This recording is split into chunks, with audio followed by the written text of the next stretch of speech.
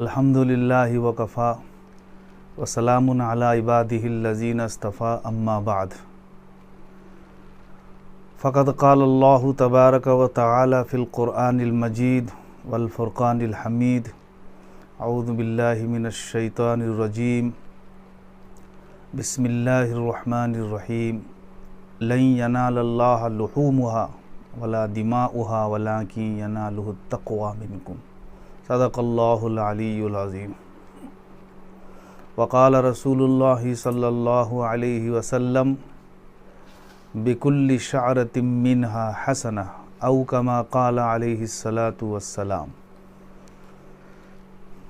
اس آیت شریفہ میں اللہ تبارک و تعالی ارشاد فرما رہے ہیں کہ ہرگز اللہ کے پاس قربانی کے جانور کے گوشت نہیں پہنچتے اور نہ اس کا خون پہنچتا ہے، لیکن پہنچنے والی چیز تقویٰ ہے۔ جو تم میں سے اس کا حامل ہوگا، تمہارا تقویٰ وہی اللہ کے نزدیک پہنچنے والا ہے۔ خوف اور خشیت، تقویٰ اللہ سے ڈرنے کو کہتے ہیں، اخلاص کو بھی کہتے ہیں۔ تو اللہ تبارک و تعالی سے ڈر کر جو یہ کام انجام دے رہا ہے، اس کی محبت میں خلوص کے ساتھ یہ کام انجام دے رہا ہے، یعنی قربانی، یہ چیز اللہ تعالیٰ کو پہنچتی ہے۔ دراصل اس قربانی کا آغاز حضرت ابراہیم علیہ الصلاۃ والتسلیم کے زمانے سے ہوا، یعنی یہ جانوروں کو ذبح کرنا۔ ویسے قربانی ہر مذاہب میں چلا آ رہا ہے، لیکن جانوروں کو ذبح کرنا اور یہ دستور اور یہ اصول جو شریعت مطہرہ میں ہے، یہ حضرت ابراہیم علیہ الصلاۃ والتسلیم کا طریقہ اور ان کی سنت ہے۔ جیسا کہ حدیث شریف میں یہ چیز بھی آئی ہے کہ جب صحابہ کرام رضوان اللہ تعالی علیہم اجمعین نے پوچھا کہ یا رسول اللہ ما ہذہ الاضاحی، یہ قربانی کیا چیز ہے؟ یہ اضحیہ جو قربانی کے طور پر پیش کیے جاتے ہیں، یہ کیا چیز ہے؟ اس کے پیچھے کون سی چیز ہے یا کون سا واقعہ ہے، اور یہ کیا داستان رکھتا ہے،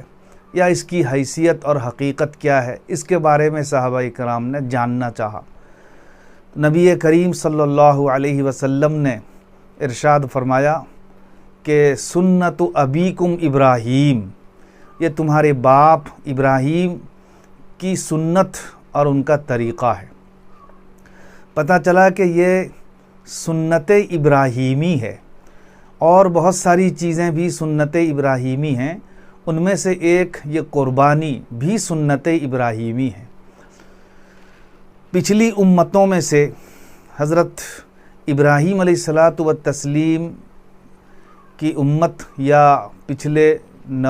نبیوں میں سے حضرت ابراہیم علیہ السلام ایک ایسے نبی گزرے ہیں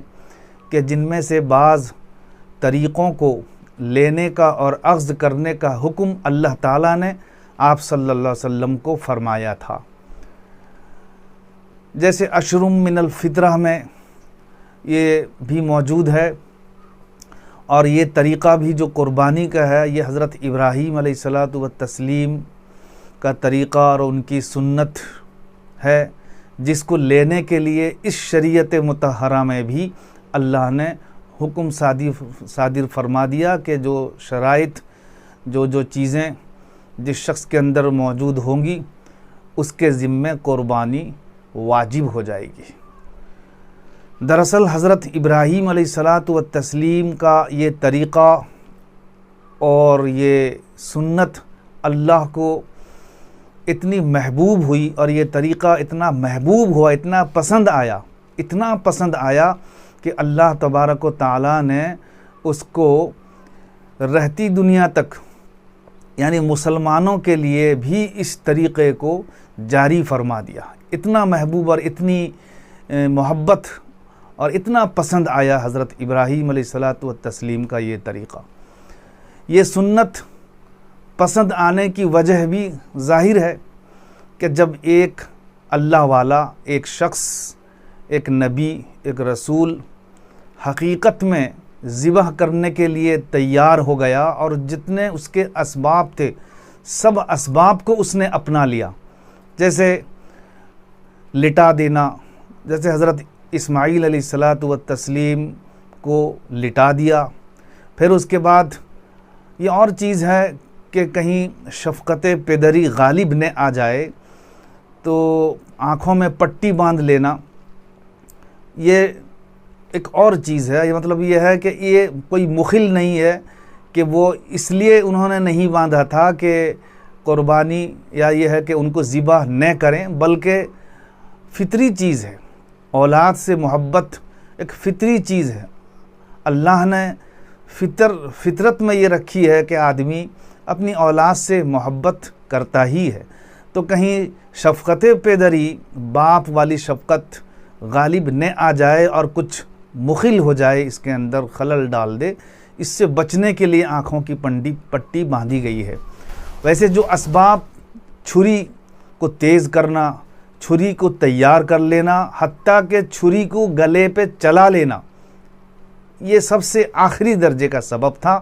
جو حضرت ابراہیم علیہ الصلاۃ والتسلیم کے اختیار میں جتنا تھا، ایک انسان کے اختیار میں جتنا تھا وہ کر بیٹھے.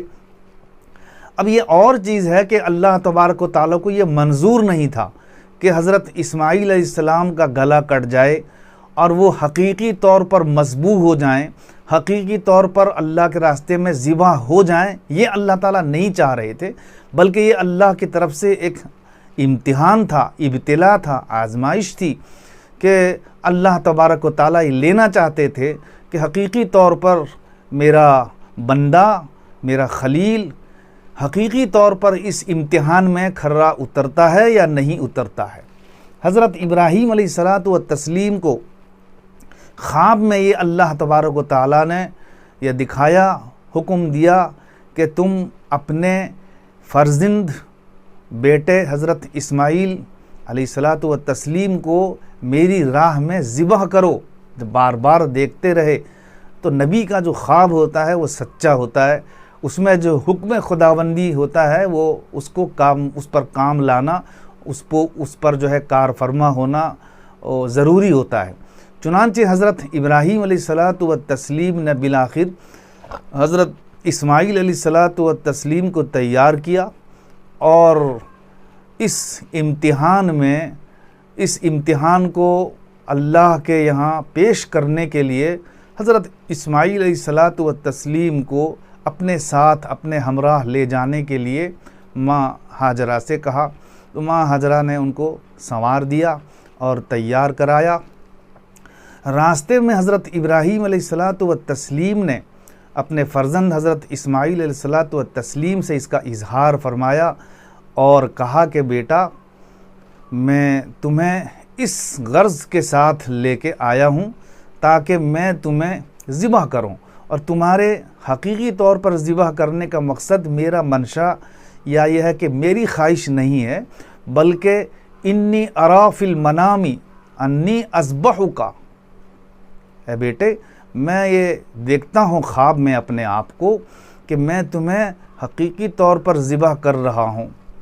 فانظر ماذا تری، اللہ نے قرآن شریف میں بھی اس کا ذکر فرمایا کہ تم دیکھ لو. جب میں نے یہ خواب دیکھا ہے اور میرا خواب سچا ہے، تم کو غور و فکر کرنے کی ضرورت ہے اور تم سوچ لو اور تم فیصلہ کرو، اپنی رضامندی یا عدم رضا کا اظہار کرو. تو حضرت اسماعیل علیہ الصلاۃ والتسلیم نے فوراً جواب دیا. آخر وہ بھی نبی کے فرزند تھے اور آئندہ نبوت سونپی جانے والی تھی. چنانچہ انہوں نے فوراً یہ جواب دیا کہ یا ابت افعل ما تؤمر ستجدنی انشاءاللہ من الصابرین. اے میرے ابا جان، آپ کو جو حکم دیا گیا ہے آپ اسے کر لیجئے، فوراً کیجئے، اور اس پر آپ انشاءاللہ مجھے صابر پائیں گے، صبر کرنے والا مجھے پائیں گے. ایسا نہیں ہوگا کہ میں اس سے اعراض کر جاؤں یا اس سے اپنی عدم رضا کا اظہار کروں. اس لیے کہ افعل، آپ کر لیجئے اس کو جو آپ کا حکم دیا گیا ہے، اور انشاءاللہ ستجدنی انشاءاللہ من الصابرین، آپ اللہ چاہے انشاءاللہ مجھے اس پر صبر کرنے والوں میں سے پائیں گے۔ اللہ تبارک و تعالیٰ کا شکریہ ادا کیا حضرت ابراہیم علیہ الصلاۃ والتسلیم نے کہ چلو میرے بیٹے نے بھی اظہار کیا رضامندی کا، اور اس سے اعراض کو انہوں نے، ناپسند کو انہوں نے ظاہر نہیں کیا، بلکہ اللہ کا شکر ادا کیا۔ چنانچہ جب شیطان نے یہ دیکھا کہ اب تھوڑی دیر میں یہ اللہ کے راستے میں ذبح ہونے والے ہیں، اور حضرت ابراہیم علیہ الصلاۃ والتسلیم اب اپنے خواب کو سچا کر دکھائیں گے تھوڑی ہی دیر میں، اور کامیاب ہو جائیں گے، کامرا ہو جائیں گے، تو شیطان نے ورغلانا اور بہکانا شروع کیا۔ حضرت اسماعیل علیہ الصلاۃ والتسلیم کے پاس آیا اور اس نے کہا کہ معلوم ہے تم کو کس وجہ سے تمہارے باپ تم کو لے کر کے جا رہے ہیں اور کہاں جا رہے ہیں، کہ تم کو حقیقی اللہ کے راستے میں ذبح کرنے لے کے جا رہے ہیں۔ حضرت اسماعیل علیہ الصلاۃ والتسلیم نے کہا مجھے اچھی طرح سے معلوم ہے، اور میں پسند کرتا ہوں کہ میں اللہ کے راستے میں ذبح کر دیا جاؤں، اور انہوں نے فوراً شیطان پر لعنت بھیجی اور اعوذ باللہ من الشیطان الرجیم پڑھا، شیطان کو کنکری مارا۔ اللہ تعالیٰ کو یہ کنکر مارنا اتنا پسند آیا کہ جو 3 جگہ 3 مرتبہ 3 موقع سے جو انہوں نے بہکایا ہے اور انہوں نے اس کو کنکری ماری ہے، یہ بھی مارنا جس کو عربی میں رجم کہتے ہیں، اور اتنا پسند آیا کہ آج بھی حاجی لوگوں کو یہ رمی جمار ثلاث یعنی 3 جمروں کی رمی یہ بھی واجبات حج میں سے لے لیا گیا کہ رمی اگر کسی نے قصدن چھوڑ دیا تو اس کا ایک واجب چھوڑ جاتا ہے۔ یہ اللہ کو بہت پسند آیا ہے، تو 3 دفعہ اس جگہ پر آج نشان رکھ دیا گیا ہے، جمرہ اولا، جمرہ وسطیٰ اور جمرہ عقبہ، اس طرح سے رکھا گیا ہے کہ جہاں انہوں نے کنکری ماری تھی، شیطان کو پھٹکارا تھا اور لعنت بھیجی تھی، تو شیطان وہاں سے خائب اور خاسر ہو گیا تھا، اس جگہ پہ بھی آج رمی کی جاتی ہے، یعنی کنکری جو ہے پھینکی جاتی ہے اللہ اکبر کہہ کر کے، 7 کنکری ایک بار ماری جاتی ہے۔ تو جب اللہ تبارک و تعالیٰ کے حکم سے حضرت اسماعیل علیہ الصلاۃ والتسلیم راضی ہو گئے، اور وہ منا ایک میدان ہے اس جگہ پر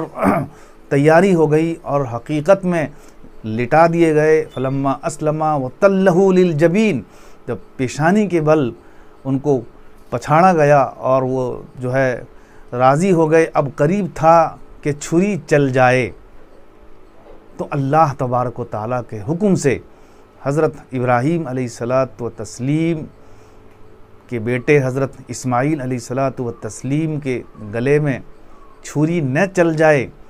حکم اللہ کا حضرت جبرائیل علیہ السلام کو ہوا کہ فوراً جنت سے ایک ذبح عظیم یعنی دمبا لے کر حاضر ہو، قبل اس کے کہ چھری حضرت اسماعیل علیہ الصلاۃ والتسلیم کے گلے پہ چل جائے۔ فوراً حضرت جبرائیل علیہ السلام والتسلیم تشریف لائے، اور یہ سوچ کر کے حضرت ابراہیم علیہ السلام چھری چلا رہے ہیں کہ چھری میرے بیٹے اسماعیل علیہ الصلاۃ والتسلیم کے گلے پہ چل رہی ہے، مگر چھری تو چل رہی ہے، لیکن ان کو پتہ نہیں تھا کہ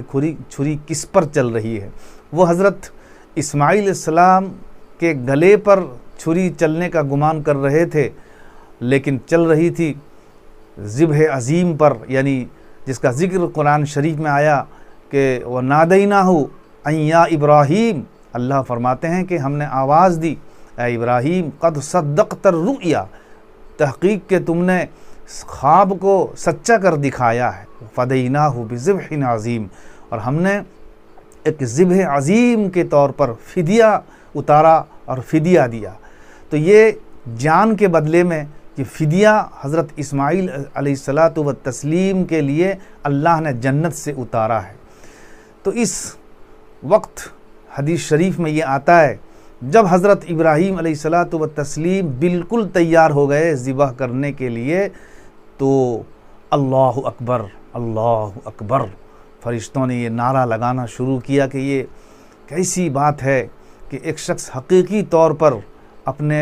بیٹے کے گلے میں چھری چلانے جا رہا ہے، اس سے بڑھ کر ذات اللہ کی ذات ہے۔ اللہ اکبر، اللہ اکبر۔ اللہ کی بڑائی تمام فرشتوں کی زبان سے نکلی کہ دیکھو اللہ تبارک و تعالیٰ کی محبت ایک شخص کے دل میں اتنی ہے، سب سے زیادہ محبت اگر اس کو ہے تو اللہ سے ہے۔ آل و اولاد سے فطری محبت ہونے کے باوجود زیادہ محبت، سب سے زیادہ محبت اللہ اور اس کے حکم سے محبت ہے۔ اللہ اکبر، اللہ اکبر۔ لا الہ الا اللہ، یعنی کوئی معبود سوائے اللہ کے نہیں، اللہ ہی معبود ہے۔ لا الہ الا اللہ واللہ اکبر۔ حضرت ابراہیم علیہ السلام نے یہ فرمایا کہ ساری چیزیں قربان ہے، یہاں تک کہ آخری چیز جس سے محبت ہو انسان کو، اپنی اولاد، وہ بھی قربان ہے۔ کوئی معبود سوائے اللہ کے نہیں۔ جب حضرت اسماعیل علیہ السلام نے سنا تو انہوں نے یہ کہا کہ اللہ اکبر وللہ الحمد، یعنی اللہ ہی کی ذات بے شک بڑی ذات ہے اور اللہ ہی کے لیے حمد اور تعریف ہے، اس کا شکر ہے کہ ہم دونوں کامیاب ہو گئے ہیں۔ جب آنکھوں سے پٹی کھولی گئی، جب پتہ چلا کہ حضرت اسماعیل علیہ السلام کی جگہ میں